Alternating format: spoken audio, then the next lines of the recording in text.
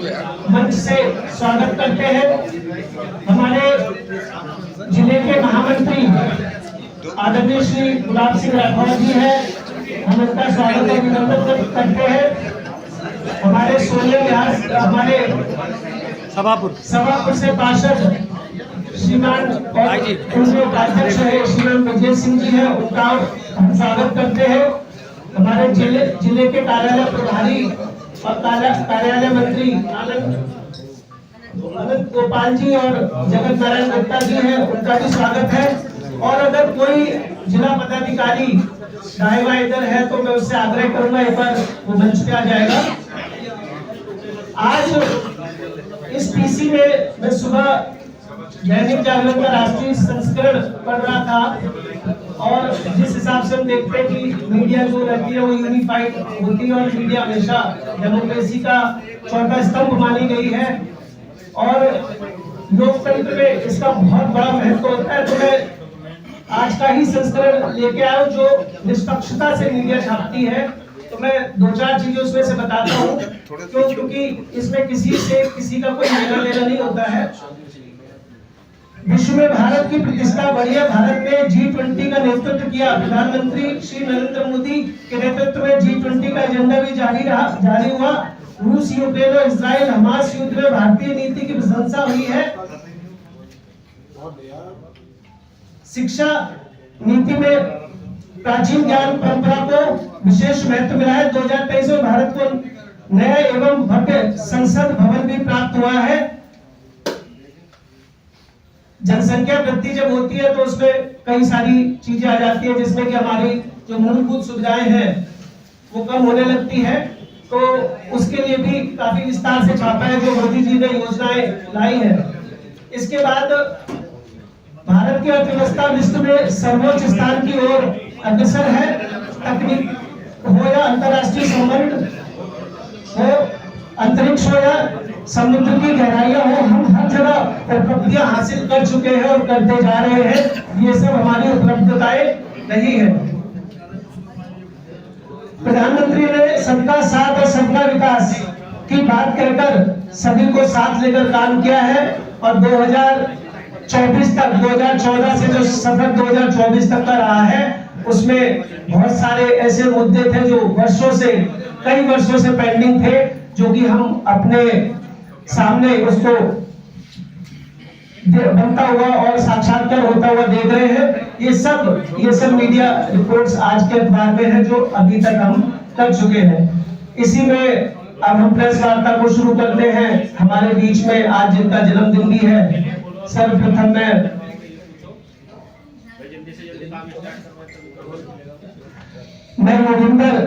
श्री योगिंदर राजोगा जी से आग्रह करूंगा कि अपना जीवन परिचय के साथ इस वार्ता को शुरू करेंगे। श्रीमान योगेंद्र राजोगा जी। अरे साइड बीच में से हट जाओ भाई, हम क्या देख रहे हैं इधर बताओ। हटाई देंगे इन्हें हटा देंगे। यहाँ देखने के लिए तो मैं आप ऊपर के दो में हटा देंगे सबको। हटाते तो आप देख रहे हैं तो पत्थर का हट जाते हैं। इन्हें मैं हटा देता हूँ। अरे भैया मैं हटने में लगा, साइड में कह रहा हूँ। पत्रकारों को दूसरा इसको आगे से ऊपर एक बार पत्रकार वार्ता हो जाए फिर इसके बाद आप सभी कार्यकर्ताओं से सत्ता के लिए सभी लोग शांति रहे, क्योंकि पत्रकार बंधु आए हैं, उनको आमंत्रित किया गया है तो उन्हें पहले अपना विषय पूरा कर लें, फिर इसके बाद हम सब लोग जन्मदिन का अवसर बनाएंगे और ऐसा भी होगा। धन्यवाद। शांति बनाए रखेंगे थोड़ा। मेरे जन्म दिवस पर आए सभी पत्रकार बंधु, मैं मान्यगण आपका इस पत्रकार वार्ता में अभिनंदनीय स्वागत है। मेरा जीवन परिचय इस तरीके से है। मैं 1984 में अपने गांव से चल करके दिल्ली आया और पूर्व में 5 बार विधायक रहे साहेब सिंह चौहान जी के गांव से ही मेरा परिचय होता है, क्योंकि हमारा पैतृक गांव भद्रकाई है, जिला बुलंदशहर में।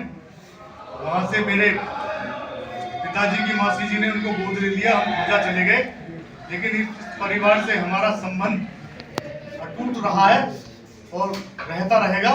और इस परिवार का बहुत बड़ा आशीर्वाद हमें शुरू से मिलता रहा है। आज इस कुर्सी पर जो मैं बैठा हूँ वो स्वर्गीय साहेब सिंह चौहान मेरे राजनीतिक गुरु उन्हीं की देन है। और मित्रों, मैं आपका परिचय देना चाहता हूँ ठीक से। मैं जब यहाँ आया तो मैंने ITI की सिलाई की।